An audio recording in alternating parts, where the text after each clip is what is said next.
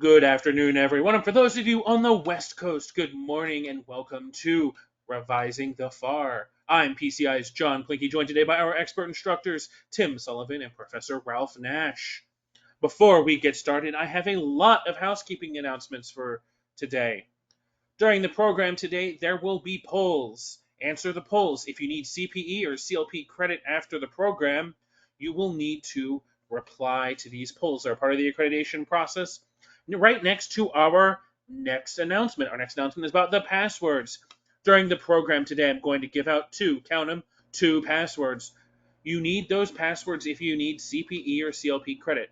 Take those passwords after the program onto our website under My Certificates and Courses. Find Revising the FAR by clicking the little magnifying glass under My Certificates and Courses and search for it. That should help you find it. It'll also be at the top of the list because it's a program running right now. But if you need to come back in like a year or two and find it, you'll need to use the little search function.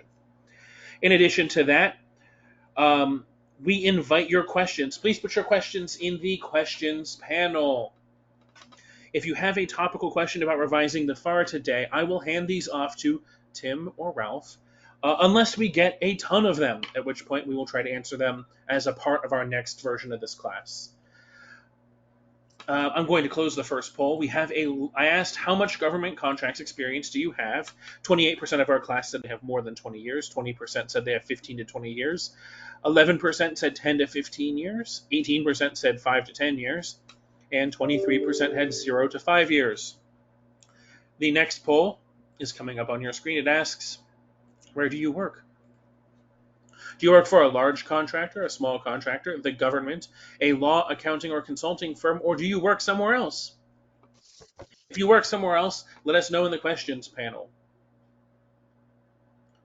All right, finally, during the program, I want everyone in the questions panel, think very hard for me and let me know what part of the FAR do you think is most deserving of update? What part of the FAR do you think most needs an update? All right. Put that in the questions panel. I'd love to see what people are saying. I'm getting a lot of different answers. Surprise. Yeah, what a surprise. Oh, actually, well, we do have a theme starting to emerge, a trend. And I had guessed part of this trend. I'd said it was either going to be part 15, which was Tracy's suggestion, or I said part 16, which I'm also seeing a lot of. Well, that's the one that was most recently revised in 97. But we're going to talk about two things, not only the FAR, but procurement consolidation. So why don't we do number one, and then we'll do the FAR, okay? Yep. Fritz, are you ready for us to take over, or are you just going to let Ralph bully you and push you off that way? Oh, Ralph can go ahead and bully me and push me off that way. I'm pretty much done. Well, then we'll take it over here. But Ralph, it's a pleasure to be with you again. And this is not one of our normal Professors Forum programs, but it's the two guys who do the Professors Forum. And you have done a great job of tracking what's been going on. And I really appreciated the outline you put together here, Ralph.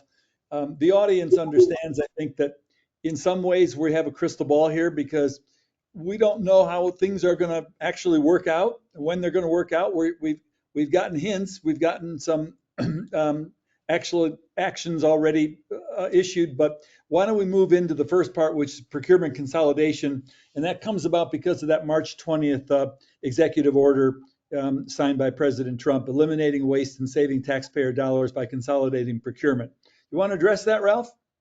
Yeah. Let me just say, we've got a turtle and a hare here. Okay, this one is the turtle. The FAR is the hare. So we're going to talk about this slow-moving process. Now, the executive order tells you two things. It tells you, number one, that they're going to shoot for moving $490 billion of supplies and services to GSA. And it also tells you that what they're going to focus on is the term common goods and services, which is a way of describing the category management project that's been underway now for, I don't know, 15, 20 years. So, and you notice if you look at the list of things I put there up above, that don't go down so fast, Tim. Okay. But go back up because all these time provisions are in here. Right. They're supposed to do something within 60 days, something within 30 days. Um, that's all basically passed now. Uh, Almost. I mean, the order was almost a month ago. The May Uh, 20th. This is March 20th, so it'll be May 20th is the 60 days, roughly. yeah, a comprehensive plan and this class of procurement. Now, uh, what is actually going to happen? Um, I looked at the budget submission for the 2026 budget, and it under the GSA heading, it says that GSA is operating in the currently enacted budget, which obviously is a continuing resolution. There is no budget. They're operating at a minus $900 million down, presumably from 2024. Um, the 26 request is to up that by 1.4 billion.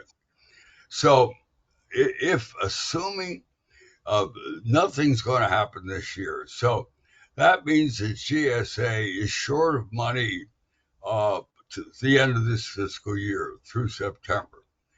And then the plan is to give them more money in their next fiscal year. But of course, Congress can't enact a budget uh, in a in a timely way. So who knows when we're going to get an actual budget for 2026? Right now, we're not going to get any at all for 2025. Uh, so fundamentally, uh, I don't think GSA has enough money to actually carry this program out. I mean, to take over 490 billion of supplies and services is a pretty big effort, and that involves quite a few people, I would assume. So I think this is basically, as best I can tell, this project is in the planning stage, but not going to go anywhere. And I think the major impact of that is that it isn't going to affect the current contracting offices in the civilian agencies. I can't believe the DoD is going to buy into any of this. I mean, they do, and they don't pay any attention to what anybody else says. So, um, but the civilian agencies would be heavily impacted if this actually got operational. And the question is, when is GSA going to get enough money to make it operational? Uh, they can move some people around, maybe, but they got to maintain the federal supply schedule. Public Building Service has got to do its job of getting rid of real estate. I mean, GSA's got a lot of other functions. The one most relevant is the Federal Acquisition Service, and presumably they're going to get more people, I would assume. But I don't think enough to carry this out.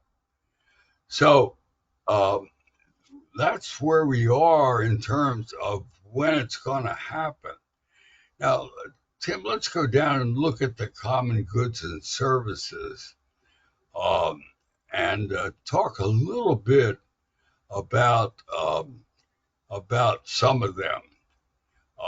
Information technology, everybody's been working at that for a long time, and obviously that's a huge problem. Remember, the GSA had statutory authority to do that under the Brooks Act years ago, and they couldn't do it. They basically, the only way they carried out their function under the statute was to delegate the authority to the agencies to buy their own information technology. And that's turned out to be a mishmash. Right. A lot of failures, a lot of wasted effort. It hasn't gone well. So who knows? I mean, maybe they can grab that area and do something with it. Federal Acquisition Service has done quite a lot of helping agencies in that area.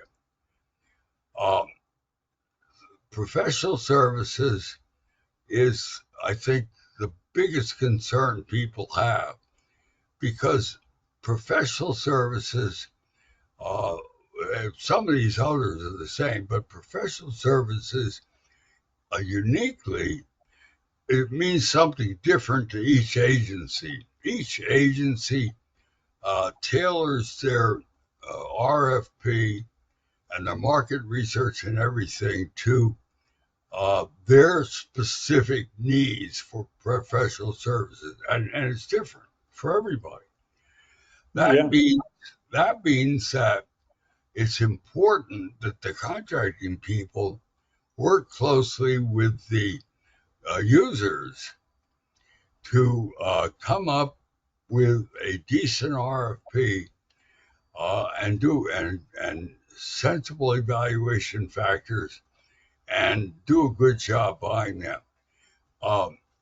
The agencies are not very good at that, but they do have the advantage of being close to their users, their customers. If you turn this over to GSA, which is a remote procurement operation, you're going to put geography in between, and that's going to make it very hard because this coordination between the contracting offices and the technical offices goes on from market research all the way through contract performance. I mean, you're getting change orders, you're getting all problems occurring, and all that takes work by the contracting staff. The procurement roundtable meeting we had last week, there was some concern voiced about, but a lot of these are retired senior procurement executives. There was some concern voiced about whether this will actually work or whether it will really wreak havoc in the system. So I think professional services is the big question mark.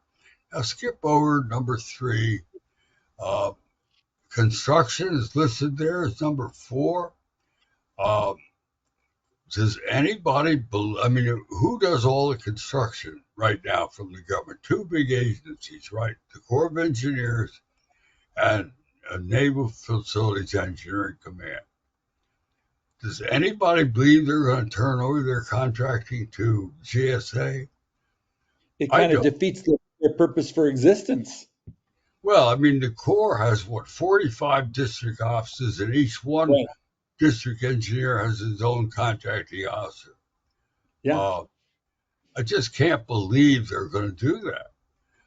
Now, Public Building Services is in GSA, and they used to do construction. They're not doing much anymore because they've got too many buildings. But and then you can put rehab in there. You can put maintenance. I mean, there are all kinds of, there's a lot of work in that category. Yeah. But I don't see that moving in the big area, big agencies. I don't see that moving. Now, some of the other stuff, office management, transportation, travel, human capital, sure. That's all subject to centralized management. That's all part of the category management system. And I think all that stuff is easily movable. There are some things where they have to be tailored, but a lot of that is fairly standard stuff. Uh, Medical, I don't know. I mean, medical is VA and and the Army, and the Army's not going to do it. I don't. Again, VA is scattered all over the United States, and they've got contracting offices for each hospital. Um, Again, I think that's a problem area. Um, so, just looking at that list, uh, I think this is a huge challenge for GSA, and I have a lot of doubt about whether it makes a whole lot of sense to say. I mean, I don't have any problem with category management when you can identify uh, common items. For example, if you could do desks or chairs, sure, no big deal. But I have a lot of problem with some of those areas. Now, the other thing that I tried to find out and was not very successful, I tried to find out whether um, this takeover involves just new procurement or task and delivery orders as well, because a lot of this stuff, uh, particularly information technology and professional services, is bought off of the federal supply schedule or GWACs, government-wide acquisition contracts, and that's all done by task order.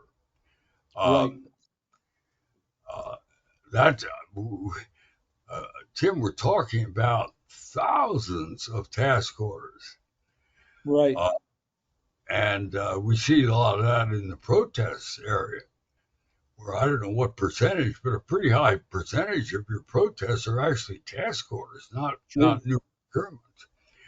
Uh, uh, Again, if we were only talking about new procurements, this might be. I mean, they've already done this with Oasis for professional services and for the other. I listened to GWAC. We'll talk about that in a minute.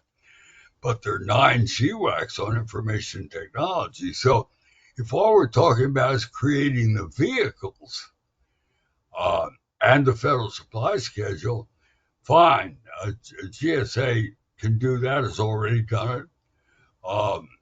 That's not a new assignment. That's something they're already on top of. But if we're talking about ordering off of those vehicles, that's a huge assignment. And again, that would take a lot of staff. Okay, so let's go down and look at the other part of the executive order, the information technology, going down another bit. And I put some comments in there. Uh, Now, the other assignment is to take over the GWACs, um, or well, I don't know, maybe takeover is not the right word. Um, they're the executive agency for all GWACs for information technology, and they can defer, decline that designation, blah, blah, blah. Well, they're the 9 GWACs listed. Uh, if you just go down a tad, um, six of them GSA already has. Okay, Mm-hmm. uh, for information technology. And then we've got the NASA SWEP, which is the hardware basically, and that's been in effect for a long, long time. They could take that over. NASA might be happy to get rid of it, taking a big budget cut this next year. So that would let them spend some money for something useful. Uh, the NITAAC GWAX number 8 is there. That's been out there for quite a while. Number 9 is in has been, or 9 and 10 are the follow-ons, and particularly 10 has been protested by so many people that I'm not sure that'll ever get issued.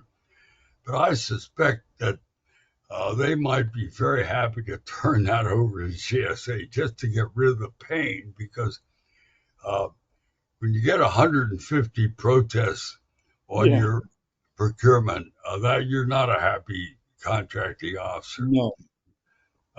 And then the Army has one. They're 11, not 9. So there are the 11 GWACs. GSA already has 6. They can take over the other 5 under the executive order. Again, that would take personnel, or they can delegate back. My guess is we're going to see some delegation back, but I don't have any read on that at the present time. Um, but we do know, if we watch the protest business, we do know that this is a real problem. If you want a good summary, Tim, of what's going on in some of these GWACs, there's a really good article in the current version of the NCMA's contract magazine that describes, OCM. yeah, that describes this system that GSA has invented of self-scoring. Uh, because there's so many competitors, they don't want to evaluate technical management proposals. So they've gone to this self-scoring system, and GSA's had pretty good luck with that. But when the other agencies have tried to use it, like CIOCSs or SPs, uh, they've had problems with it. So, as I said, multiple protests of the self-scoring system. So that's up in the air. Um, the current GWAC that's not an IT GWAC, it's a professional services GWAC, the uh, Oasis.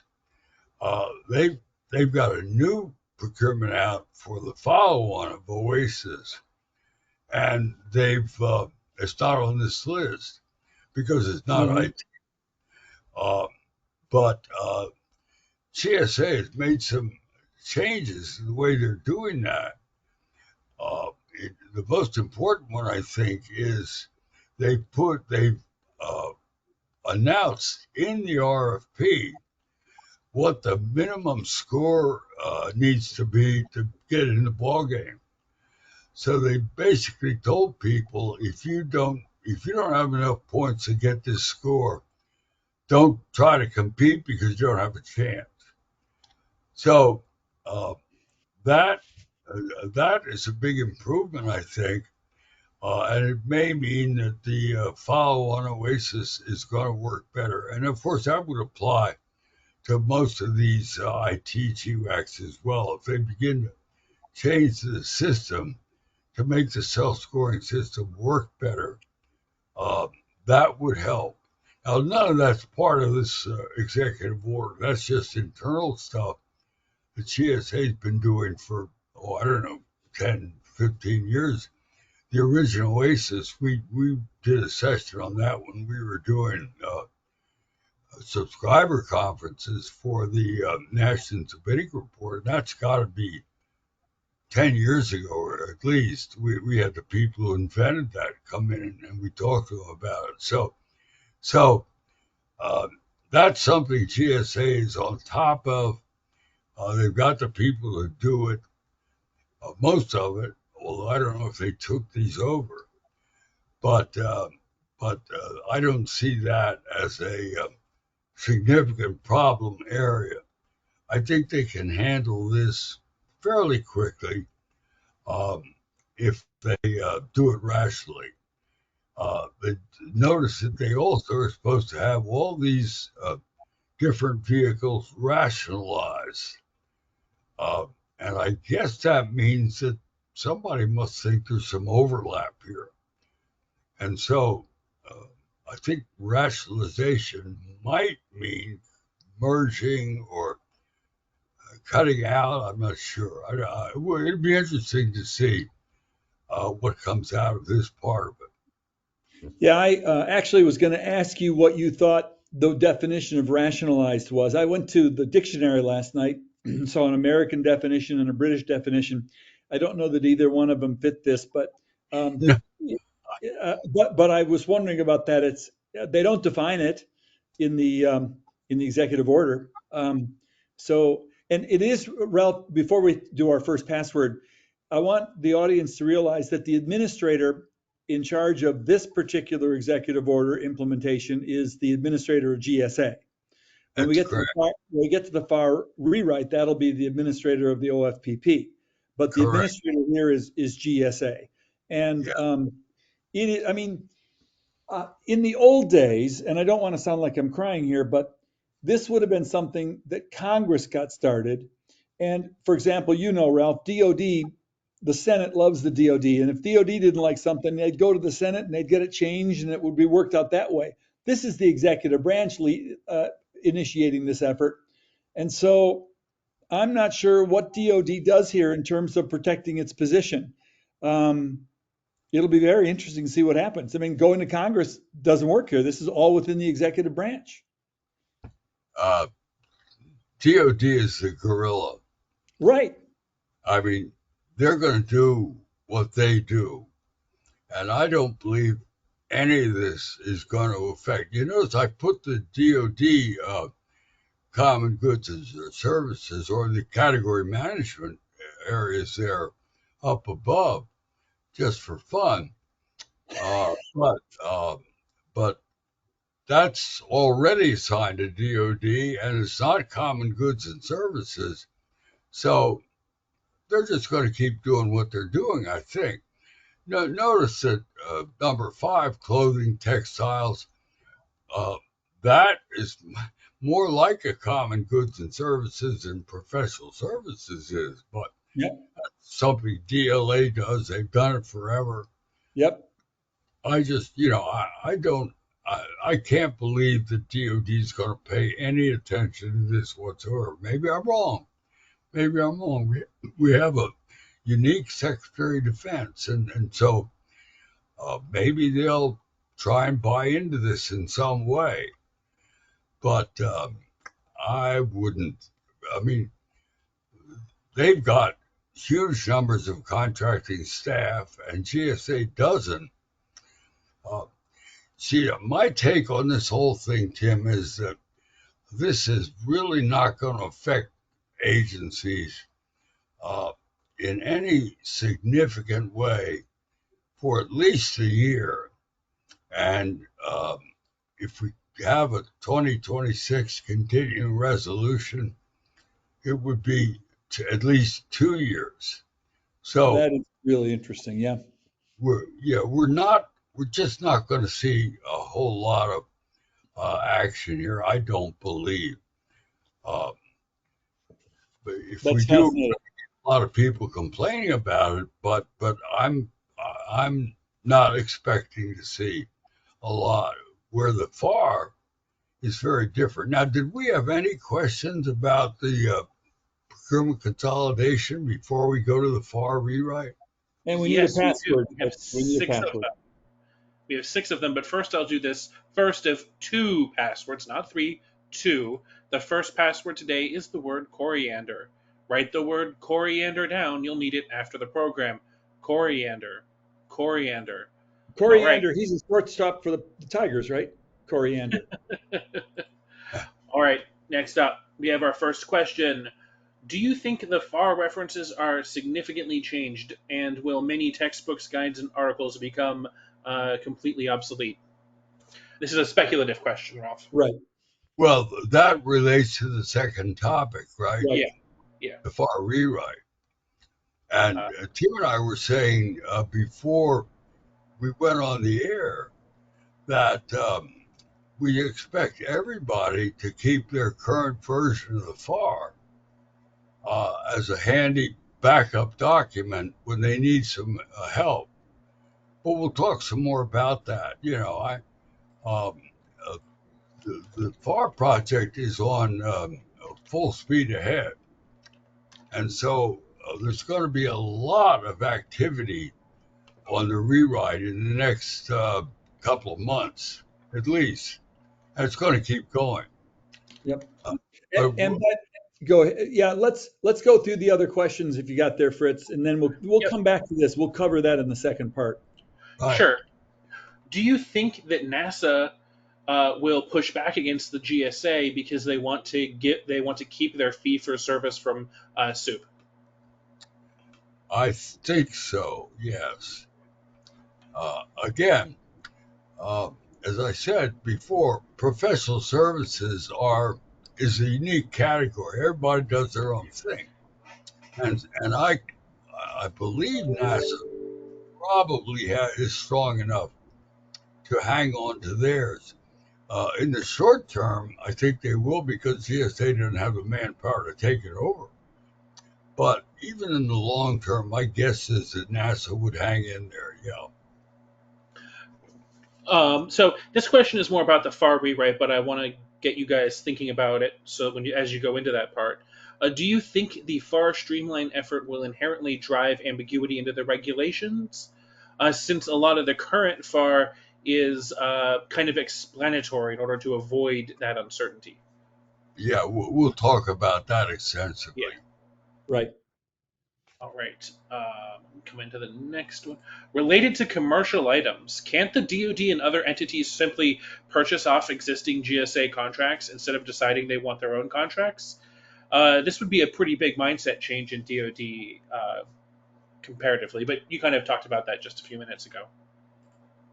I think that's right. I think if you look at some of those GWACs, or you look at the federal supply schedule, you're talking about what I would say is the too many competitors problem, particularly in professional services, where there are hundreds of people providing these services, maybe thousands. Uh, so uh, a contracting office has the choice of setting up their own IDIQ contract, putting, let's say 5 contractors on it, and then they've got their 5 contractors. They don't have to worry about these 100 contractors on some GWAC.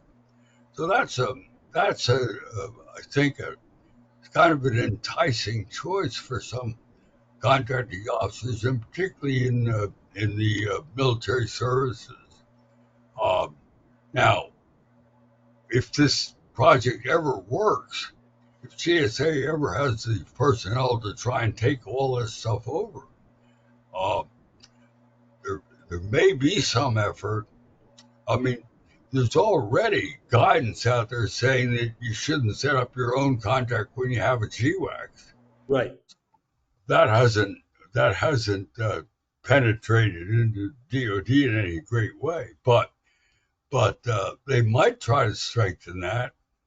Again, we're talking 2, 3 years down the road, I think. So, meanwhile, I think everybody's pretty happy just doing their own thing. Somebody else asked, Ralph, do you think Soup 6 will be shut off? Who will be cut off? Soup 6. Do you think NASA Soup is going to be substantially changed, or do you think it'll stay the same? Of the SWEP? Yeah. I. It's kind of unique. I mean, uh, all the other GWACs are pretty much for services, uh, where the NASA is for supplies. So, uh, if you cut it off, I mean, if you think about a common goods or services, what is more common than a personal computer or a printer? So, I mean, that's all standard kind of stuff. It's all in the commercial marketplace. So I would guess that we're going to see that stay in position. Uh, Whether GSA takes it over or not is a different thing. My hunch is when I saw the budget proposal where NASA's taking a 20-some% budget cut, uh, I would guess that the NASA people would be happy to turn that over, get rid of it, let their people do something more useful. So I don't know. It'll be interesting to see, but I don't think it's going to go away. It's kind of unique. All right, next up. Um, what do you think will happen to the agencies who aren't really going through GWAX but are instead simply buying on the open market? Issuing task, is that asking about issuing task orders? No, they asked, what do you think will happen with agencies which buy open in market without going through a GWAC? Oh, open end project. Yeah, well, that's the same question we had before, right? That uh, your own IDIQ.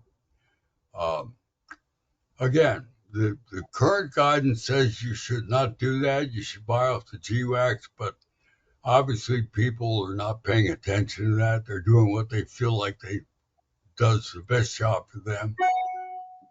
Um, I don't know. Again, that's there to be picked up by GSA if they want to pick it up. But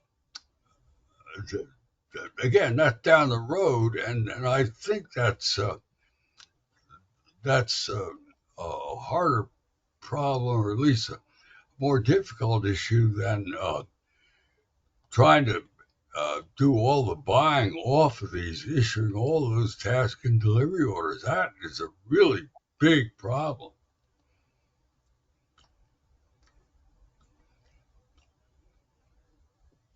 Okay, Fritz, where are we? I think we're good to move on. The remaining Oh, questions are either extremely speculative or about the FAR rewrite. all right, well, let's move on, Ralph. So you had the turtle and the hare. We've covered the turtle. At least you think it's going to be a turtle, and we'll see. I think you're right about that. Um, and I mean, you're going to have a lot of agencies who are not so willing to give up the turf they've carved out for themselves. So this would be very interesting. But the FAR rewrite is the hare in your Aesop's Fable presentation today, and it is pretty aggressive to say the least. Um, and we used to joke in the first Trump administration, Ralph, about whether anybody had ever shown President Trump the FAR. Um, and when he was messing with the Boeing production of the of Air Force One. But apparently the people at OMB know what the FAR is, and that's where this is coming from, I think. So on April 15th, we got this executive order restoring common sense to federal procurement. We're calling for a rewrite of the FAR with some pretty aggressive dates. Yeah, the two things that I've learned uh, since I wrote the outline. Number one is that I don't think there's any question that the goal is to have a much shorter regulation. Um, you wouldn't figure that out from the executive order because it doesn't say anything about length. But in everybody's mind, in working this project, short is the goal. So that means a lot of stuff being cut out. Um, the second thing I learned is that um, the stuff that's being cut out is going to go into some sort of a guide. Um, Matthew Blum talked about area oriented guides, maybe a guide for construction, a guide for professional services, a guide for information technology, something like that. Uh, Other people talk about a single guide backing up the FAR. But I think there's no question that we're going to get guidance documents as a result of this. A short FAR and guidance documents, I think, is what we're looking at. Now, Tim mentioned something that I think is important. What goes in a guide is not subject to the notice and comment provisions of the statute. So anything you take out of the FAR and put in a guide, industry doesn't get a chance to comment when you decide to change that. The model, well, we have a lot of guides out there now. The one that we all know most about is the DoD PGI. But I mentioned to Matthew, and I think this is true, that the guidance on what goes into a guide, which i.e. is what comes out of the FAR, is different than the guidance that set up PGI. PGI's guidance was you put in there things that only affect the internal operations of the agencies. Okay, it's all internal stuff. If you look at that section 4 of the executive order, the guidance is only provisions that are required by statute, whatever that means. We don't know what I mean.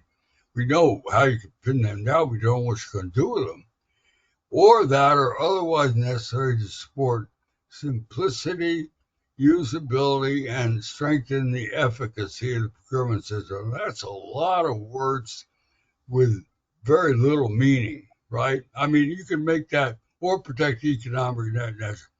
You can make that mean whatever you want it to mean. Exactly.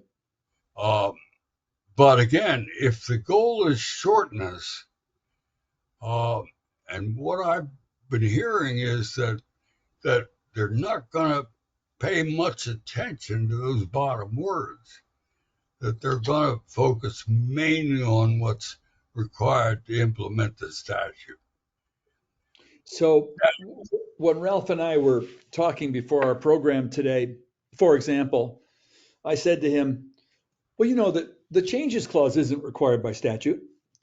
And yet it's hard to believe the government wouldn't want that in the FAR because it gives them, as a sovereign, some really nice ability under a contract to get what they want. And not required by statute, I can't imagine they'd let it go. So it'll be interesting to see what they decide to leave in the FAR. Yeah, it's going to be. Now, the other thing we know, Tim, that's not in the outline, is that the way they're going to do this is they're going to do it by issuing FAR deviations. You said that, yeah. Yeah, and 2 deviations came out last Friday. I checked again this morning. There haven't been any since then. But GSA issued 2 deviations, one to Part 1 and one to Part 34, which is major systems, related by major systems. That's not a big deal. What they cut out of Part 1, the 2 subparts that deal with how you write the FAR, which is pretty much internal, right? There's no statutory requirement much, and it's just internal instructions on the fact you have a FAR council, you got sub councils, blah blah blah. Here's how you issue deviations, all that kind of stuff. So the thing that fascinated me about the deviations that came out Friday is that they were issued by GSA, applicable only to GSA. And that the prospect of that occurring throughout the process is going to drive people crazy because, Yeah. I mean, do you have a deviation from the FAR, or do you have a deviation to GSA's view of the FAR? So I think that may have just been a false start that somebody's going to pull back. I hope. I mean, but again, to get everybody to agree to a deviation to FAR, obviously depends on a lot of people being brought in, and that's a bureaucratic process. Now, before we get into the problems, let's notice that Section 5 requires this to be done for all agency supplements. Yeah. It's not only the FAR, it's every FAR supplement. And of course, those are issued by the individual agency. So this directs each individual agency, notice each agency exercising procurement authority pursuant to the FAR shall designate somebody to work with the administrator, that's the administrator of OFPP, and the FAR Council to assume agency alignment with the FAR reform. Again, I get vague words.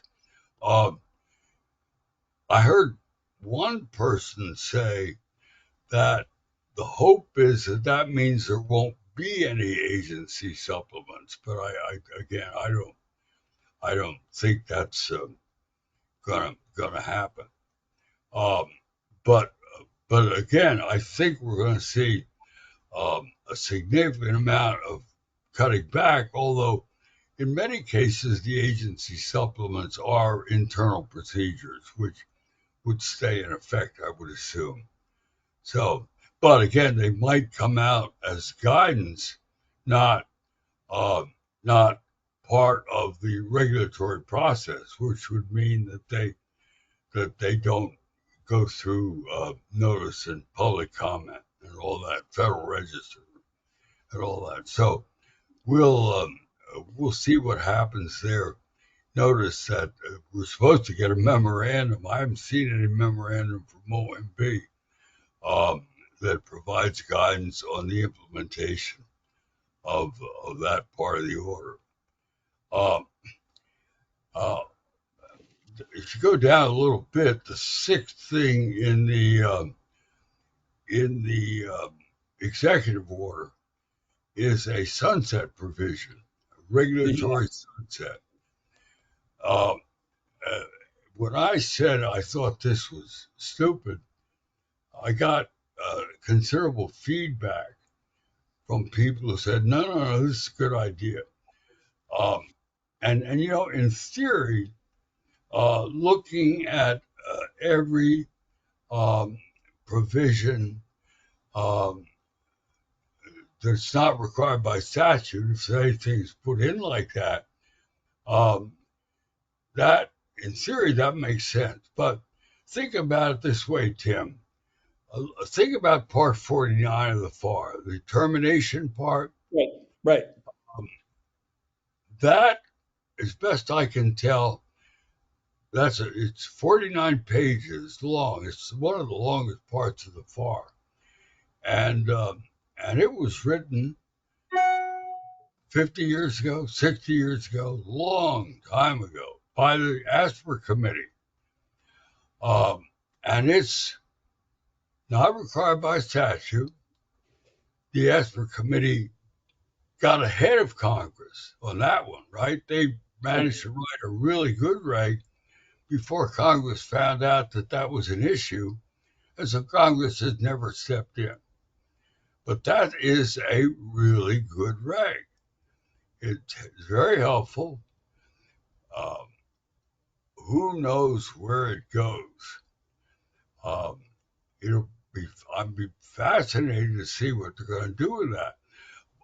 Most of it can be identified as telling COs how to handle terminations, right? Which is internal guidance. They're cookbooks. Yeah. But a lot of it gets litigated. For example, there's some things you're supposed to do before you issue a termination for default. Right. Cure notice. Yeah. Right. We've had companies over the years argue, wait a minute, this was an invalid termination because you didn't fire your own reg. Right. So you could see where there might be somebody might say, well, the whole thing is internal guidance. Let's just toss that into some guidebook, take it out of the FAR. That's a possibility. But again, reviewing termination, if you leave it in, reviewing that every 4 years. I mean, it's been in effect for at least 50 years, Yep. and nobody's complained about it. Yep. Why would you waste people's time telling them they have to review it every 4 years to see if it's still useful? I mean, it does add quite a bureaucratic Yeah, burden on the government. yeah. This And, 4 year there's sunset. a lot of now again. If you take it out of the FAR, then it's not subject to this sunset provision, which may be another reason to take it out. I don't Right, know. Ralph, that is a great example right there. So let's say you dump all of FAR Part 49 into a guidance bucket. And let's say you have a contractor whose contract is default terminated for failure to make progress, which under the current FAR would require a cure notice. And let's say the government doesn't give them a cure notice under the new regulations. Is the contractor without any basis for challenging that default because the cure notice requirement is no longer regulatory? That's a good question. Now, it takes you to the clauses because the clauses require a cure notice, right? Well, there you go. And that's a reminder for everybody listening. Yeah, the Um, clauses are part of the contract. So, yeah, but, the question is, what does the contract say? That's a great point, Ralph. But I would yeah, say that let's say this revision of the FAR goes through lickety split the way they're talking here. It doesn't mean you can throw out your current FARs and DoD FAR supplements because the contracts you've had and you're performing under that were awarded before all this takes place are going to be governed by the old FARs. As far as I can see, Ralph, I can't imagine how they can change that. So it's going to I be think, it'll be years, for example, under a cost reimbursement contract before it's, you're all paid out on the indirect rates and things before the old FAR doesn't apply. well, remember that these provisions of the FAR, particularly contract clauses, have been subject to litigation Yep. for decades, and I don't think you can get rid of that litigation. I mean, the GAO and the court uh, are going to look at their prior decisions, and unless the FAR has radical changes, or the guidance has radical changes, and I don't think it will, uh, they're going to rely on their old decisions. So I don't think this is going to change the law very much unless it gets me to another issue, Tim, and that is okay, let's say you find a part of the FAR that um, implements a statute, um, FAR Part 3, procurement integrity. or Part 15, for example. Um, Vern wrote a long piece in the May issue of the National Spinning Report looking at um, FAR 15306 and 15307. Uh, and he put the statute in the piece, and then he put the implementing language, which is about 4 times as long as the Uh-huh. statute, Uh-huh. next to it, or right after it. And he asked a question, and this is a hard question. Um, when they find something like that, are they going to just pick up the existing FAR and leave it alone? Or are they going to try and rewrite it and shorten it again to get to our goal of a shorter FAR? We don't have the answer to that question. Um, I I tried to ask Matthew Bloom, tried to get an answer from him, and what I got was, I think Matthew, he led me to believe that there may well be some rewriting to try and shorten that guidance. But again, uh, that's a lot harder uh, to do than just picking up the language and sticking it back in the FAR. So I think when we begin to see deviations, um, we'll begin to see what they're actually going to do with some of these things. And I think we'll see. I'm assuming we may do this program in again in maybe a month and a half, 2 months. I think by then we'll have some deviations that we can really focus in on and uh, Right. and, and try to figure out what's going on. Yeah. Uh, Let me ask you this, Ralph, and I know we have a password coming up.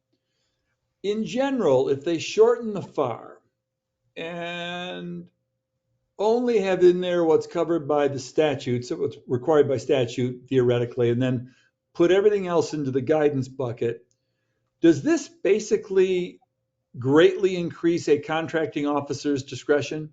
They have a lot more protection because there's less language governing them. well, the, the GSA deviation they put out didn't touch the FAR Part 1 um, subpart 1.6, which deals with COs. Right. So, so apparently they at least concluded that everything we know about contracting officers is meets the test of this executive order and should stay in the FAR. Now, again, that's a very preliminary Right. assessment, Right. but but I think you're right. I mean, if you read, we're just about to put out a new edition of the formation book, and if you read the section on contracting officer authority, um, there's a ton of litigation. And again, I, unless they actually begin to change the rules, the implementing language, um, which GSA decided not to do, um, I don't think that they've changed any of the uh, decisional law. I think it's all still good law. That's that. And of course, the lawyers will be fighting that when it comes. Fritz, is it okay to do a password now? No, but we do have a lot of questions from the audience. All right. Okay. Ralph, should we take them before we go on, or you want to continue? Well, let me just say one other thing, and let's continue. Okay. If you look at the two deviations that came out at GSA last Friday, they took stuff out of the FAR, but there is no guidance document that's been set up yet. So all of that, whenever people take stuff out of the FAR, it goes off into some limbo area, some never land, and then you wait for it to reappear. And if we see a lot of that, it's going to be fascinating because we're going to have all this information that's been cut out but hasn't been resurrected. Um, and so, and so, uh, and how long is it going to take to actually issue guidance? I mean, a guidance document that only published what was cut out of the FAR is going to be incoherent almost. They're going to have to do some editing, they're going to have to fix that up somehow. So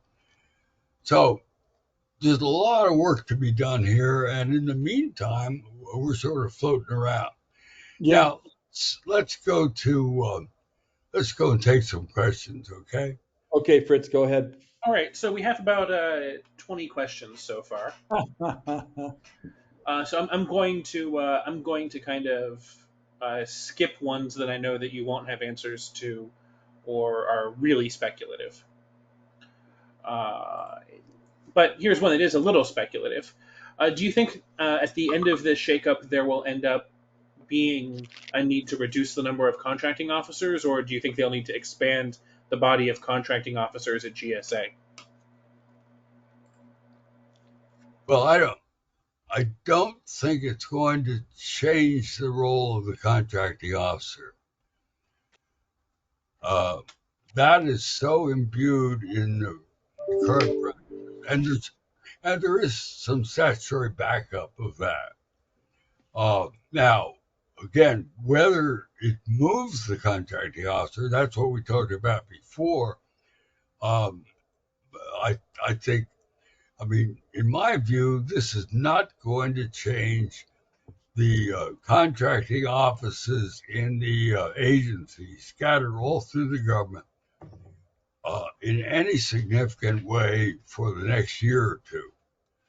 But eventually, it may change, and and it, I'm scared what'll happen when that happens, because if you disconnect the contracting officer from the people, the clients, you may really change the role of the contracting officer, not in writing, but in practice. And maybe that's what the question is getting at. Well, Ralph, a couple of things there. Number one, with the Doge effort, we don't know how many contracting officers or contracting personnel have been eliminated. Um, but in theory, they're going to have less people around to deal with the same amount of work. But that I would even qualify that. It seems to me that one of the things Doji was trying to do or is trying to do is basically eliminate the human element from a lot of this stuff, so it all goes into the computer world with AI handling a lot of this stuff. Therefore, you don't need as many humans. I mean, I think that's what they're thinking.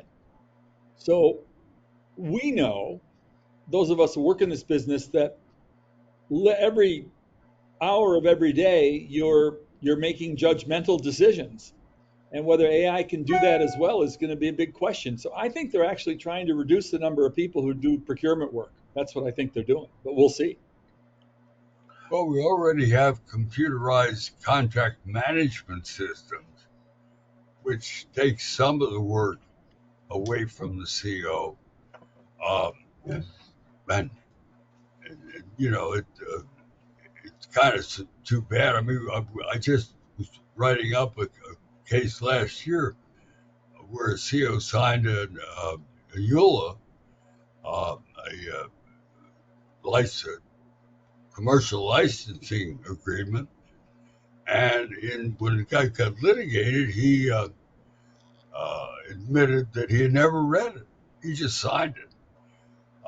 So I don't know. I mean, you're going to have a CO physically sign the document Right, somehow right.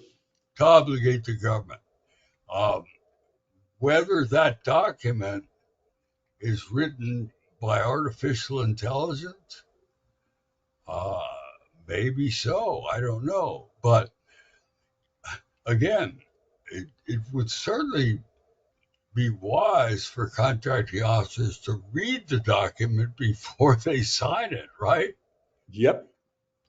Now, and maybe even get help from their lawyers. But who knows? I mean, certainly there are plenty of documents being signed now where nobody has read the full thing.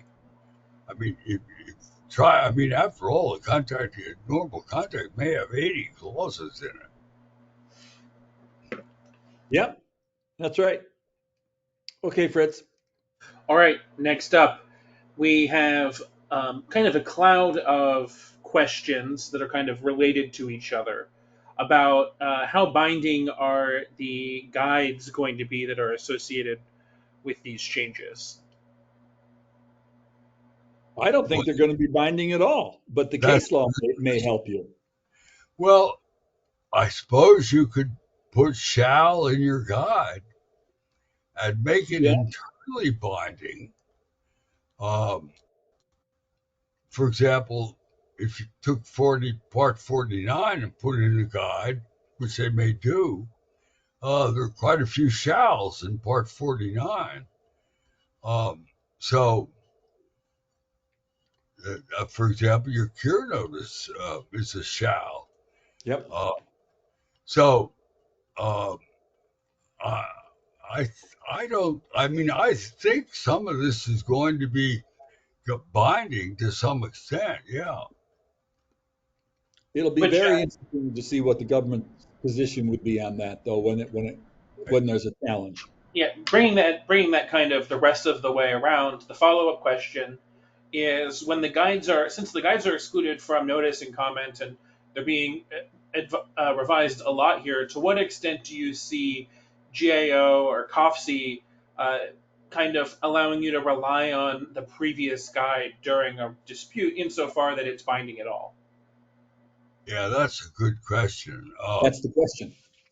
Yeah, the you know, uh, GAO particularly tends to follow their own decisions. Um, so, um, if you change the FAR, I can cite you a number of cases where, for example, the distinction between uh, discussions and clarifications. Well, they rewrote the FAR in '97, but GAO never changed their position at all on that difference. That's So, true. in spite of the fact that the FAR was written differently, so uh, I think with GAO, uh, it's going to be hard to persuade them to deviate from their current case law. Um, the boards of contract appeals and the Court of Federal Claims in the disputes area, I think, are more likely to closely follow whatever the contract says. And we haven't talked about that yet, but we don't want to go away from this session without talking about the part 52 of the FAR, the standard clauses, which Tim raised earlier, because that's a really important issue that's facing us. In fact, Ralph, we can do that now if you want to take a look at that. Yeah, I mean, let's I take a think look. this part where you give your three, where you talk about how, well, yeah, they're saying the FAR is swelled to more than 2,000 pages, but you want to point out benefits of the FAR that shouldn't be overlooked. I think we should go through them. Yeah, well, let's quickly run through that. The first benefit there that you have on the screen, they've obviously decided to get rid of that, right? So the FAR is not going to be the single document that you can go to when you have a problem. Um, and I've said just in kind of in a ironic way that, for example, I could write part 19, which is the long part, small business. I could write that one page, right? I could just say, here are the different issues that come up in dealing with small business, and here are the SBA sites. And go read the Small Business Administration reg if you have a problem. What the FAR does or has done over the years is to take SBA language and translate it into FAR language.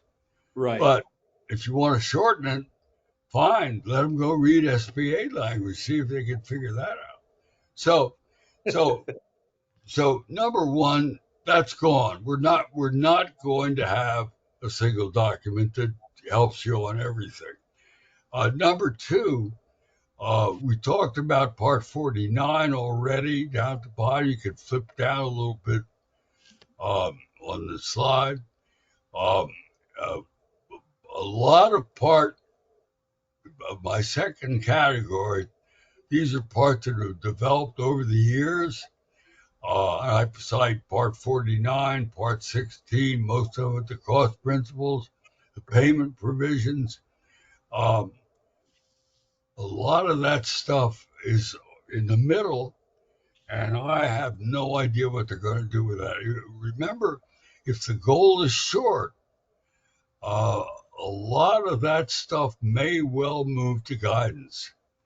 Uh, but we'll have to find out. Well, again, I'm watching deviations because I want to find out.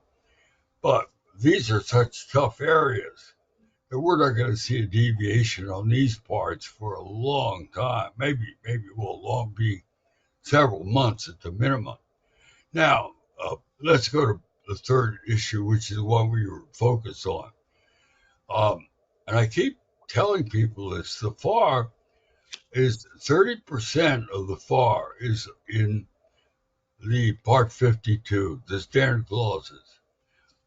660 pages in the CCH version. What are you going to do with 30% of the FAR that is so darned important if you're shooting for a short document? Well, again, put the whole thing in guidance, right? But again, then the question is, are you dealing with a shall or a may? If we're not dealing with shalls, if we're not making the standard clauses mandatory somehow, either in the FAR or in the so whatever guidance document comes out, if you're not doing that, then you have created chaos in your system. And this is where I think industry needs to really stand up. There've been everything I've heard from industry is this is a wonderful project. It's going to be so good that we operate with a short FAR. And I keep saying to people, be careful what you ask for here. Yeah. Because, for example, if you look at the construction contract clauses, none of which are required by statute, that reflects a very careful balance of risk that's been worked out over many, many years, differing site conditions, suspension of work, where the government has said, look, we'll take on certain risks. Why do they do that? They're trying to get lower prices, right? Now, what would happen if you let every agency write their own suspension of work clause?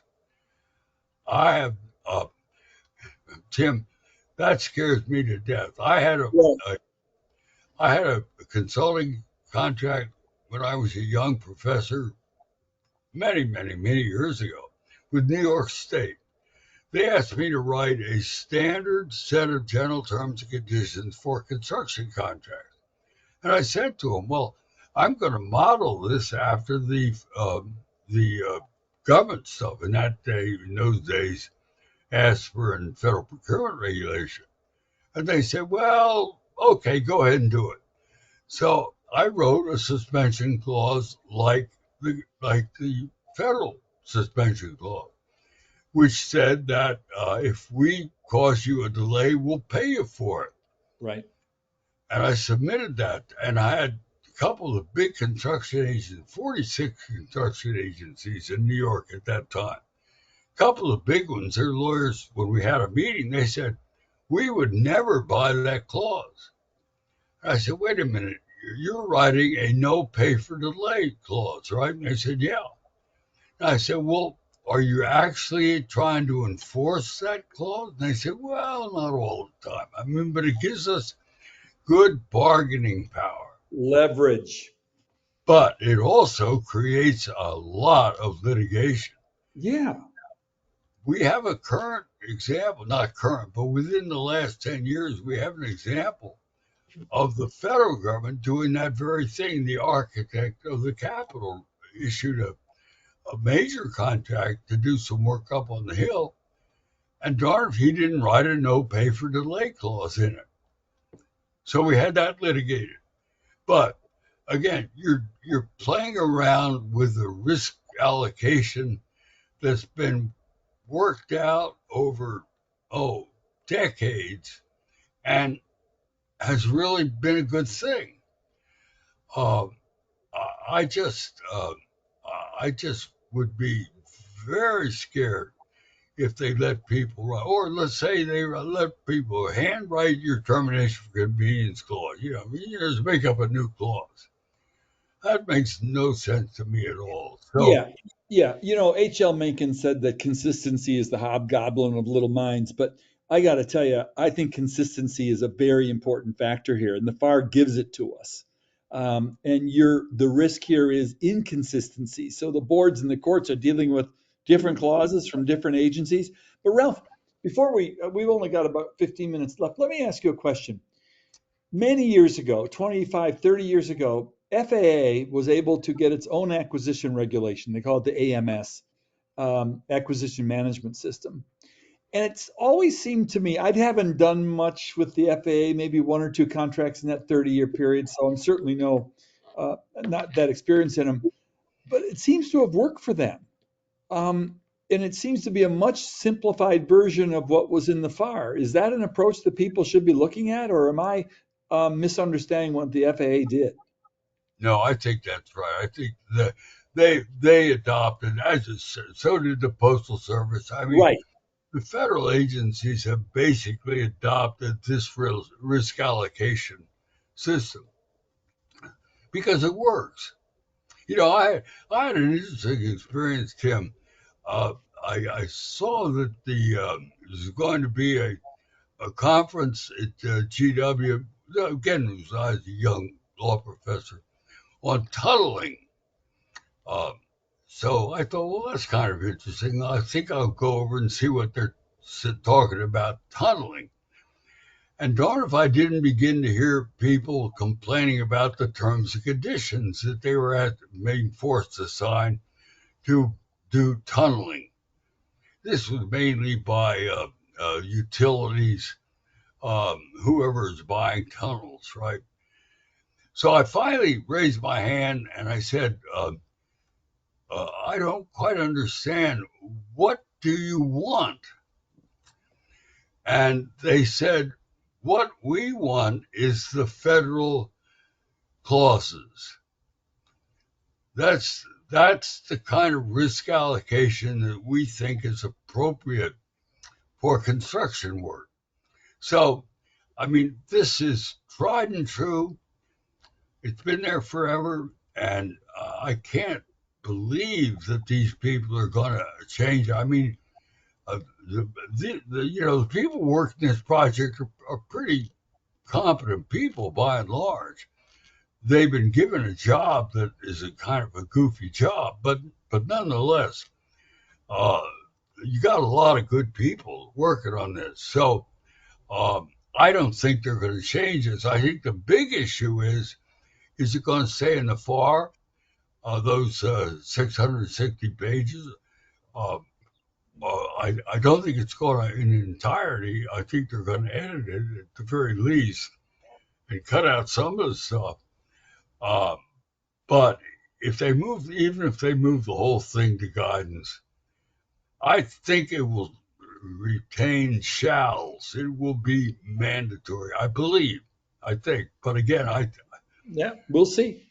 We'll it's a see. huge issue. Huge issue. Yep. Part 53 is all internal. That can just go to guidance. That's no big deal. Yeah, right. Right. Um, okay, so why don't we wrap it and then just finish with questions here? I think we've pretty much wrapped, don't you think, Ralph? Yeah, we've got, I think, Fritz, you must have more questions, right? Yes, I do. I have plenty of questions, and I do want to let people know that we'll have a copy of this recording, and we will be doing more programming on this topic as it evolves. But first, I'm going to come in with the second password. This is the final password today. The second password today is the word cilantro. Cilantro. Cilantro is the second and final password today. Cilantro. Write it down if you need CPE or CLP credit. If you only need a certificate of completion, that will be emailed to you 24 hours after the program is complete. Cilantro. All right, so we have plenty of questions here, and I'm going to go through and scroll down to the ones we haven't gotten to yet. Uh, Somebody asked, is the DFARS a part of the FAR rewrite? Are they going to get around to the DFARS? Yes, they Yeah. are. All the supplements are. Yep, absolutely. And that's a great question because, for example, on technical data issues, the FAR is basically meaningless for DoD and its contractors. It's all in the DoD FAR supplement. So hopefully DoD protects itself there. The DFARS is about a third the length of the FAR. But then Right. then you have PGI, which if you take the CCH volumes where they publish PGI and the DFARS all together in one volume, it's just about the same size as the FAR volume. Right. And that raises another question. How are you going to publish this stuff? A GSA has the only agency I know of. They have their guidebook, their manual, published right with the GSA reg. So you read the reg and then you read the manual that implements the reg right under it. Now, of course, if you did that with a FAR, if you publish the FAR and which is going to be short and the guidance, um, the book is probably going to be even heavier than it is now. Yeah. Yeah. It's all you're doing is you're But reshuffling, but you still got the same if you amount of publish, information. of course, CCH can do anything any way they want. They chose to put PGI in right with the DFARS, which is very helpful. But that's Yep, CCH's choice, not the DOD's choice. that's true. All right, next up. Are there statutes for the FAR supplements?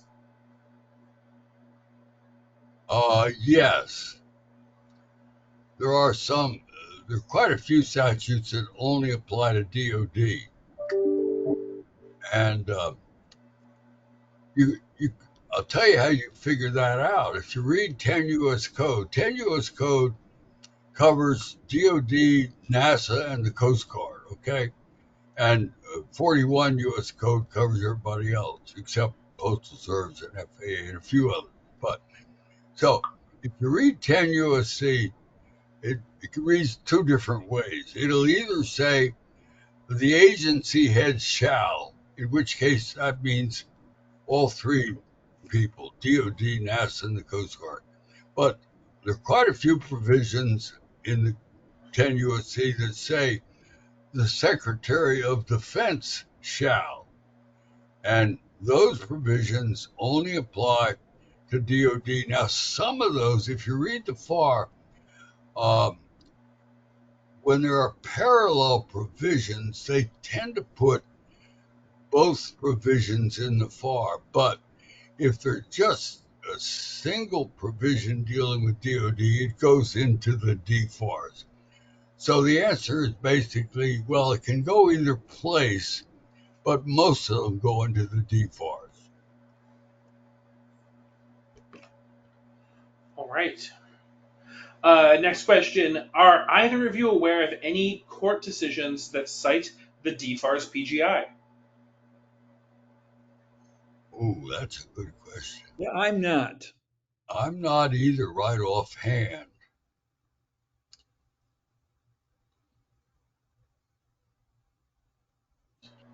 Scrolling up here.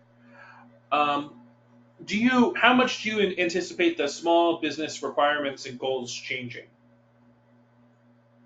I didn't understand that question.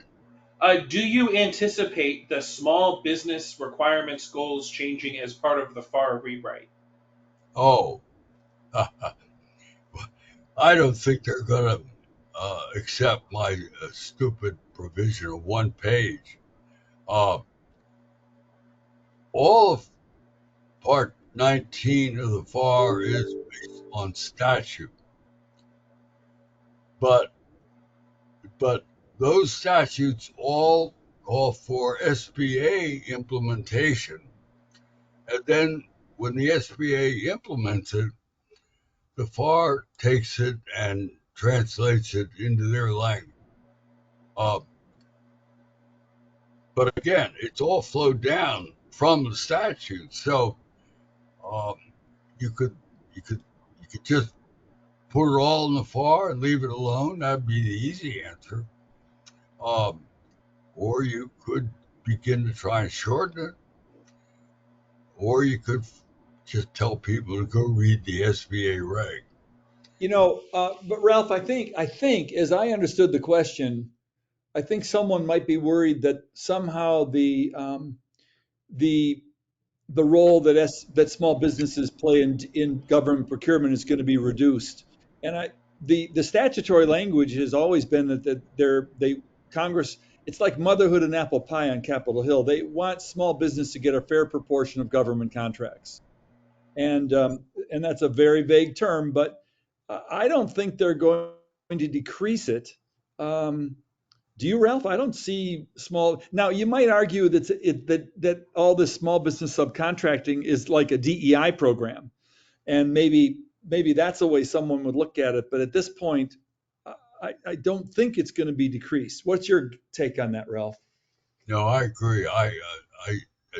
That's a third rail. I don't think anybody's going to touch that. Okay, next up. Uh, where are the deviations published? Uh, well, they're published in theory in the Federal Register, but I don't read the Federal Register. I just go ahead and click on the FAR deviations. I use Google, but you can use some other search engine, and you'll come up within. I think when I did it this morning, I think the fourth um, provision there got me to the current published deviations under the current guidance. There's a form they put out that people fill out for their deviations. So they're just look for FAR deviations and you'll find it. They're easy to find. Next up, do you see any entire sections of the FAR, like Part 26, being eliminated entirely? Uh, I don't think so. I don't.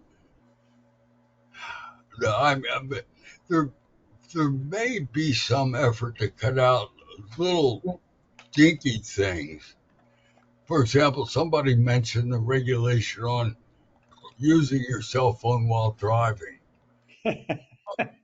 Somebody might get the bright idea that that is not a useful thing to have in there.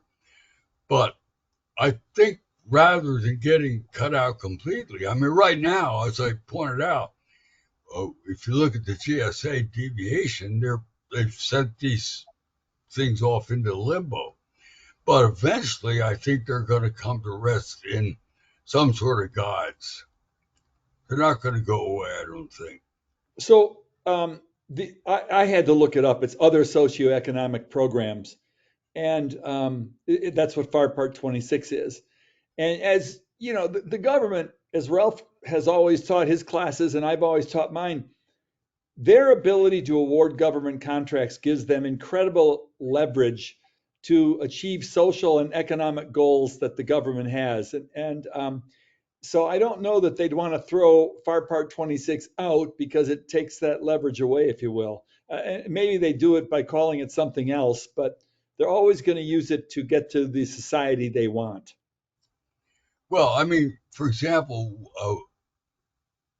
it's possible that with this administration who doesn't want environmental protection, that they might attack the environmental provisions, but they're statutory. Clean water, clean air. Um, I, I mean, that attack would be subject to immediate litigation, and presumably the court would rule that you can't violate a statute. Well, So, Ralph, Ralph, that is a fascinating point because at the end of both of these orders, there is a clause that says, I'm sorry, I know we're at 3:30, or 4:30. This order is not intended to and does not create any right or benefit, substantive or procedural, and enforceable at law or in equity by any party. Against the U.S., its departments, agencies, or entities, its officers, employees, or agents, or any other persons. So, Yeah, yeah, I mean, sure. to be continued, I think is where we are on a lot of the questions. These are really good questions, and Ralph and I appreciate them. But I think to be continued is where we are. Yeah, I agree. I think we'll learn more in the next couple of months, and I'll revise the outline, and we'll do it again. Looking forward to it. Thank you all for joining PCI today. Fritz, we'll turn it back to you. Thank you, everyone. I do have a feedback poll up, so please answer that feedback poll if you can. I hope everyone enjoyed the program today. Um, we will be returning with more. I am going to send Tim and Ralph any of the missed questions. I skipped over some of the more speculative questions that there just simply wasn't going to be an answer to. But I want to thank you all for coming today, and we hope to see you again soon. Thanks, everybody. Thanks. Yeah, I'll be looking forward to your questions because I like to speculate. Yeah, me too.